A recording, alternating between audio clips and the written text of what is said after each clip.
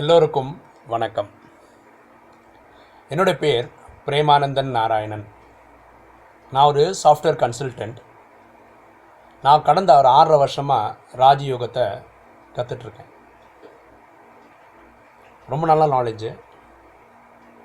இந்த நாலேஜை உலகத்தில் இருக்கக்கூடிய தமிழ் சகோதர சகோதரிகளுக்கு சமர்ப்பிக்கலான்னு நினச்சி இந்த ஒரு முயற்சி எடுக்கிறேன். ஓகேங்களா? என்னோட இந்த யூடியூப்பில் நீங்கள் போய் ராஜயோக கிளாஸஸ் இன் தமிழ் அல்லது ஃபேஸ்புக்கில் போய் ராஜயோக கிளாஸஸ் இன் தமிழ்னு பார்த்தா முதல் பேஜ்லேயே வரும். பிரேமானந்தன் நாராயணன் போட்டிருக்காருன்னு நீங்கள் செலக்ட் பண்ணி நீங்களும் படிக்கலாம், தெரிஞ்சுக்கலாம். இன்றைக்கி நம்ம பார்க்கக்கூடிய சப்ஜெக்ட் ஹூ ஆம் ஐ, நான் யார், நாம் யார். ஓகேங்களா? நம்மளும் இந்த பூமியில் பிறந்திருக்கோங்க. ஏன் பிறந்தோன்னு தெரில, ஏன் இந்த பாப்பாவுக்கு பிறந்திருக்கோன்னு தெரில, நம்ம கூட ஏன் இவங்க பிறந்திருக்காங்க, அண்ணனா தம்பியா தங்கச்சியா அக்காவா பிறந்திருக்காங்கன்னு தெரியல. நான் பிறந்தது 72. அதுக்கு முன்னாடி எங்கே இருந்தேன்னு தெரியல. இந்த வாழ்க்கையை எவ்வளோ நாள் வாழ்வேன்னு தெரியாது, எங்கே போவேன்னு தெரியாது. பெரிய சஸ்பென்ஸ்களில் வாழ்ந்துன்னு இருக்கோம் எல்லாரும். இந்த கேள்விக்கு விட நான் ராஜயோகம் கற்றுக்கும் போது கிடச்சிது. அதுதான் உங்ககிட்ட ஷேர் பண்ணலான்னு நினைக்கிறேன் இந்த வீடியோ மூலமாக. ஹூ ஆம் ஐ. பாருங்களேன், நம்மளை யாராவது விளக்கம் கேட்டால், நீங்கள் யார் இன்ட்ரடக்ஷன் கொடுக்க சொன்னால் என்ன சொல்கிறாங்க? என் பேர் ரமேஷ், சுரேஷ், நான் டாக்டர், இன்ஜினியர், இப்படி தான் விளக்கம் கொடுக்குறாங்க. இந்த விளக்கம்லாம் சரியான்னு பார்த்தா கிடையாதுங்க. ஏன்னா உலகத்தில் இருக்க எல்லாரும் ரமேஷும் கிடையாது, சுரேஷும் கிடையாது, எல்லாரும் டாக்டரும் கிடையாது, இன்ஜினியரும் கிடையாது. இப்போ உலகத்தில் பிறந்திருக்கிற எல்லாருக்கும் பொருந்துகிற மாதிரி ஒரு விளக்கமாக கொடுக்கணுன்னா, நான் ஒரு உயிர் இந்த உடம்புலேருந்து நடிச்சிட்ருக்கேன். அது என்ன நடிப்பாக இருக்கலாம், டாக்டர், இன்ஜினியர், வக்கீல், எது வேணா இருக்கலாம். என் உயிர் இந்த உடல்லேருந்து பிரிஞ்சுதுன்னா நான் சவம், அதை புதைக்கலாம், எரிக்கலாம். இந்த மாதிரி ஒரு விளக்கம் கொடுத்தா பூமியில் இருக்க எல்லாருக்கும் பொருந்தும். அடுத்த கேள்வி, உடம்புல உயிர் எங்கே இருக்குது? சயின்ஸ் இன்றைக்கும் தேடிந்தாங்க இருக்குது. ஹார்ட் பீட் தான் உயிர்னு நினைக்கிறாங்க. ஹார்ட் பீட் நின்றுச்சுன்னா செத்து போயிட்டாங்கன்னு சொல்கிறாங்க. புரியுதுங்களா? இப்போ ஹார்ட் டிரான்ஸ்பிளான்டேஷன் பண்ணுறாங்க. இந்த ஹார்ட் எடுத்து வேற ஒரு ஹார்ட் வைக்கிறாங்க, அது வரைக்கும் உயிரோடு இருக்காங்க, அதுக்கப்புறம் உயிரோடு இருக்காங்க. அது மாதிரி எக்ஸசைஸ் எல்லாம் பண்ணுறாங்க. காற்று, அந்த காற்றில் மூச்சு காற்று நின்றுச்சுன்னா செத்து போயிட்டாங்க அப்படின்னு. ஒரு ரூமில் 10 பேர் இருக்காங்க, அதில் ஒருத்தர் இறந்து போயிட்டார், அவருக்கு மட்டும் எங்கே அந்த காற்று இல்லாமல் போச்சு அந்த ரூமில். தெரியாதனால புது புது விளக்கம் கொடுத்தாங்க. உடம்புல உயிர் எங்கே இருக்குன்னா உருவத்தின் மத்தியில் தான் இருக்கிறது. உருவத்தின் மத்தியில்னா இங்கே கரெக்டாக இங்கே இருக்குன்னு இல்லைங்க, பிரெயின் இருக்குது இல்லையா, பிரெயினோட ஃப்ரண்ட் போர்ஷனில் ஒரு ஸ்லாட் இருக்குது, அங்கே தான் போய் உயிர் உட்காந்துக்குது. சரிங்களா?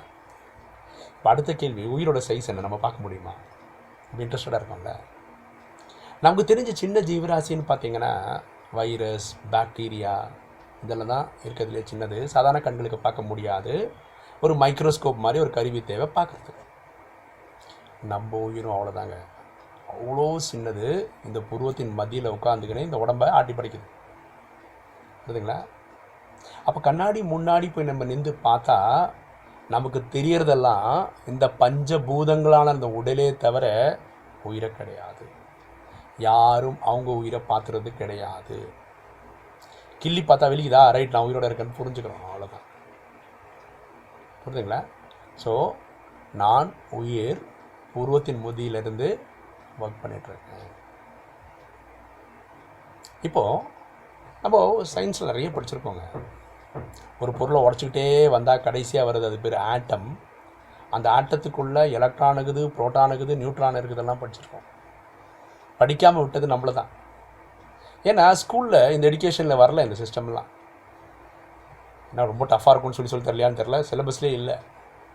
காலேஜில் இருக்கானா அங்கேயும் இல்லை, வேலைக்கு போகிற இடத்துல சொல்லி தருவாங்களா அங்கேயும் சொல்லி தரதில்லை.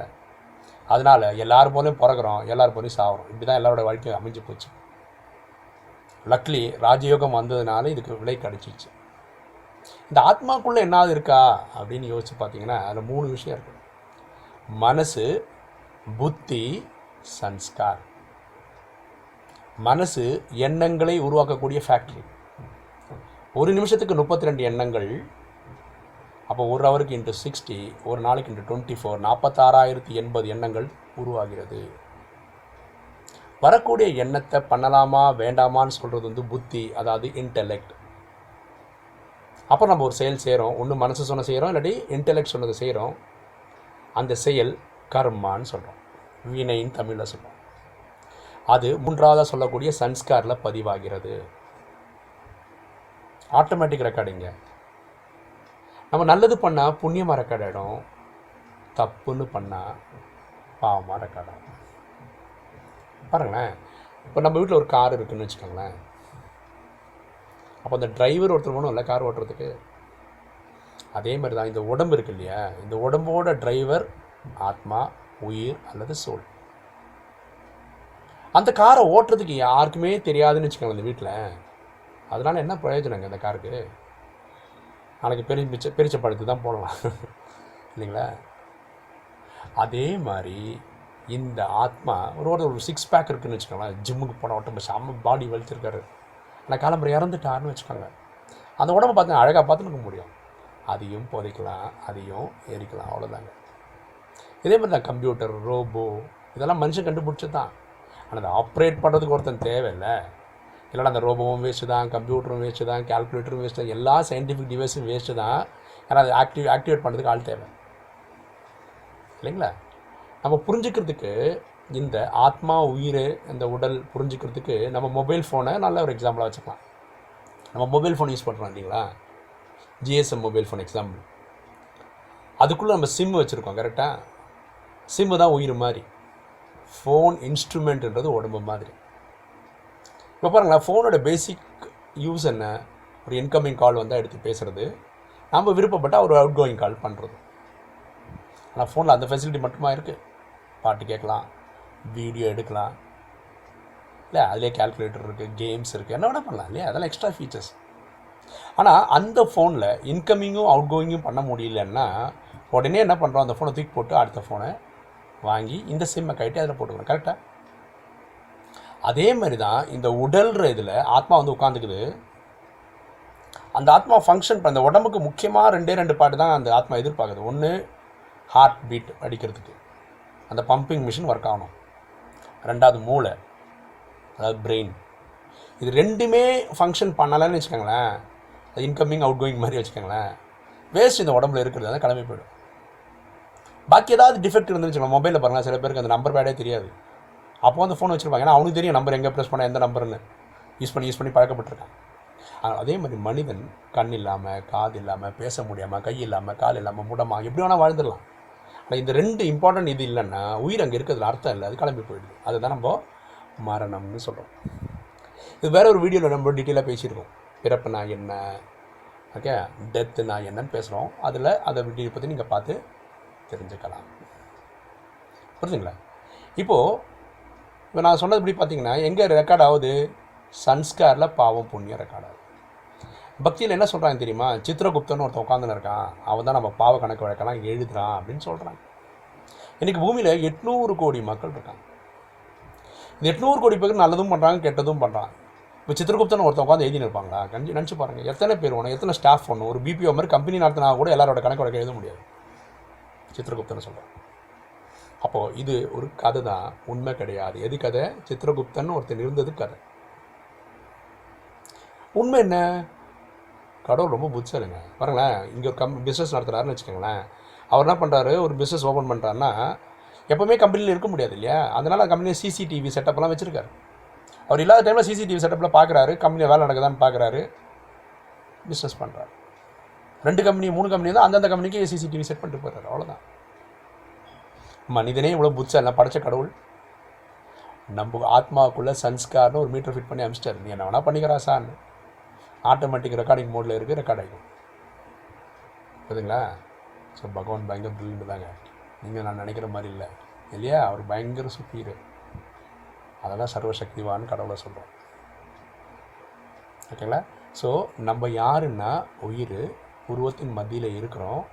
அதுக்குள்ளே மனசு, புத்தி, சன்ஸ்காரம் இருக்குது. மனசு எண்ணங்களை தோற்றுவிக்குது, புத்தி பண்ணலாமா பண்ணமானா ஜட்ஜ்மெண்ட் சொல்லுது.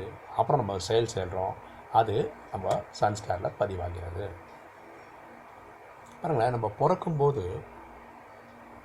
அழுது தான் பிறந்தோம். சாகும்போது பல பேர் நமக்காக அழவும் செய்கிறாங்க. வாழும்போது 4 பேர் சிரிக்க வைக்கலாம் இல்லைங்க? பர்பஸ் அப்படி வச்சுக்கோங்க லைஃப்பை. நம்ம இறக்கும்போது நம்ம அண்ணா நகரில் வாங்கின ஃப்ளாட் எடுத்துகிட்டு போக முடியாது. நான் ஏன் அண்ணா நகர் சொல்கிறேன், எங்கள் வீட்டு பக்கத்தில் இருக்க காஸ்ட்லியஸ்ட் ஏரியா அதுதான் வாங்குறதுக்கு. 3 கோடி 4 கோடி நான் போகுது ஒரு கிரவுண்டுக்கு. ஓகேங்களா? பேங்க் பேலன்ஸ் எடுத்துகிட்டு போக முடியாது. கண்டிப்பாக நம்ம போகும்போது நம்ம சன்ஸ்காரில் இருக்கக்கூடிய பாவ புண்ணியத்தோடு போகும். ஏங்க புண்ணியத்தை எடுத்துகிட்டு போகக்கூடாது? ஏங்க பாவத்தை குறைக்கக்கூடாது, இல்லை பண்ணாமல் இருக்கக்கூடாது? ஓகேங்களா?